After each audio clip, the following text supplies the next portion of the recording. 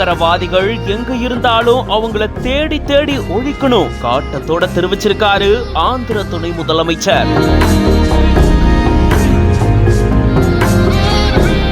உயிரிழந்தவருடைய உடலுக்கு அஞ்சலி செலுத்தி குடும்பத்தாருக்கு ஆறுதல் தெரிவிச்சிருக்காரு. காஷ்மீர்ல தோட்டாக்கள் வெடிச்சா அதனுடைய தாக்கம் நாடு முழுக்க இருக்கும்னு தெரிவிச்சிருக்காரு. ஜம்மு காஷ்மீர் பஹல்காம் பகுதியில பயங்கரவாத தாக்குதல்ல சுமார் 26 அப்பாவி சுற்றுலா பயணிகள் பரிதாபமா உயிரிழந்துட்டாங்க. அதுல ஒருத்தர் தான் ஆந்திர பிரதேச மாநிலம் நெல்லூர் மாவட்டத்தில் இருக்கக்கூடிய காவலி பகுதியை சேர்ந்த மதுசூதன் ராவ் அப்படின்றவரு. அவருடைய உடலுக்கு மரியாதை செலுத்தும் விதமாக ஆந்திர மாநிலத்தினுடைய துணை முதலமைச்சரான பவன் கல்யாண் அவர்கள் அந்த இடத்துக்கு போயிட்டு அவருடைய உடலுக்கு மரியாதை செலுத்தியிருந்திருக்காரு. மேலும் குடும்பத்தாருக்கும் ஆறுதல் தெரிவிச்சிருந்திருக்காரு. 1986ல இருந்து 1989 வரைக்கும் இவரு காஷ்மீர்ல துப்பாக்கி சூடு பயிற்சியை மேற்கொண்டதா தெரிவிச்சிருந்திருக்காரு. மேலும் காஷ்மீர்ல தோட்டாக்கள் வெடிச்சதுன்னா அது நாடு முழுக்க தாக்கத்தை ஏற்படுத்தும். அதனுடைய ஒரு உதாரணம் தான் இந்த பஹல்காம் பயங்கரவாத தாக்குதல் அப்படின்னு தெரிவிச்சிருக்காரு. மேலும் இந்த குடும்பத்தார் உறவை பிரிஞ்சு வாடுறத பார்க்க முடியாம ரொம்ப கஷ்டமா இருக்கிறதா தெரிவிச்சிருக்காரு. இப்படிப்பட்ட பயங்கரவாதிகளை